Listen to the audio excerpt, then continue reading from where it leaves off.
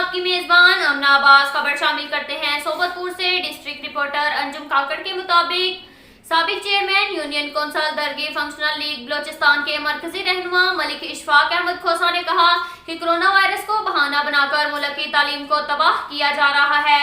नौजवान नस्ल मायूसी का शिकार है। सोचे समझे मंसूबे के तहत पाकिस्तान को तालीमी मैदान में पसमानदा रखने और नौजवानों को तालीम से दूर रखने की एक मुनज़्ज़म साजिश है।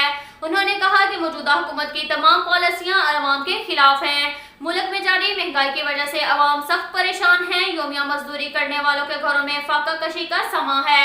सरकारी मुलाजमीन में भी सख्त मायूसी फैली हुई है। उन्होंने कहा कि हुकूमत महंगाई को कंट्रोल करे ताकि अवाम में फैली हुई मायूसी और बेचैनी का खात्मा हो सके। अब तक के लिए इतना ही काफी है। मिलते हैं अगले बुलेटिन में, हमारे साथ रहिएगा। अल्लाह हाफिज।